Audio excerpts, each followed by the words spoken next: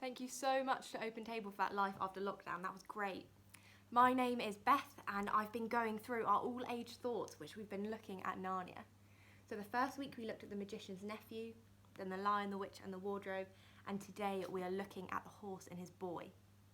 And in this part of the story, we have met a slave boy called Shasta. He is lost and he doesn't know where his friend, the talking horse, Bree, has gone. So, it's probably about 2 o'clock in the morning. And he's very lost in the middle of the desert and he comes across some very eerie looking tombs that are very, very tall and have really frightened him. And so he's very smart and he decides to look towards the tombs with his back to the sand so that he can see if anything dangerous is going to harm him. As he's done that, a very small cat has come and curled next to him, and it's provided him with lots of comfort and a bit of warmth and made him feel a bit calmer about the situation.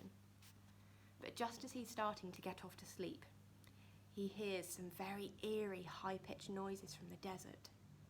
And it turns out they're the noise of a jackal, which is a bit like a dog. They're very tall, very strong, and they've got very, very long teeth.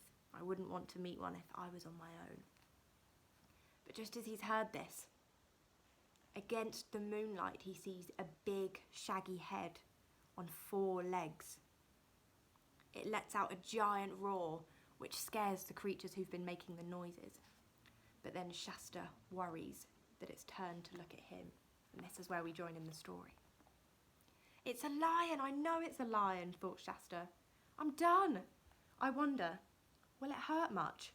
I wish it was over. I wonder, does anything happen to people after they're dead? Oh, here it comes. And he shut his eyes tight and his teeth tight. But instead of teeth and claws, he only felt something warm lying down at his feet. Now, anybody at home, I wonder if you can guess what that something warm at his feet might have been. It was indeed the cat that had provided him comfort earlier. And Shasta gets confused and thinks, I must have dreamt everything about the lion. It must have just been the cat here all this time. But we know from this story that actually that lion was Aslan. And what C.S. Lewis has done in these books is he has used the Christian story of God and Jesus and he has turned it into an amazing storybook. So in these books, God is portrayed as Aslan. And Aslan has protected Shasta. He has scared off the things that might have harmed him, and he's also provided him comfort in the form of the cat. And Shasta's doing something that I think we can all do from time to time. He imagines the worst. He looks at the situation around him, and rather than seeing some hope, he goes straight to the fact that he thinks this lion is going to eat him.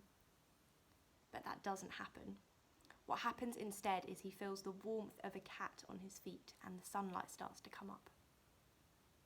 Now I just want to remind you all that God wants to help you and comfort you in this time, and that we can so easily over-imagine the bad things that might be happening, when actually at the time they seem scary, but God wants to bring good out of them in the end. Now I want to share with you a line from one of C.S. Lewis's other books, and this is a book called Perelandra, which is a book he's written for adults and is a sci-fi book. They're very, very fun. And that is that God can make use of all that happens, but still the loss is real. And for Shasta, the fact that he can't find his friends, the fact that he is a slave boy who's had a very hard life, for him, that loss is real, that struggle is real. But the truth that we know is that God will bring good from it. He can make use of this. So in these times where things seem really scary, we can all have hope. Know that the sun will come up and that God will be there to help us and bring us comfort in our time of need. Now I'm going to pass you over to the lovely Stafford family who've done an all-age song for us. So if you would please get up off your feet and join us to worship wherever you are, wherever room in the house you might be. That would be absolutely brilliant. Thank you and bye.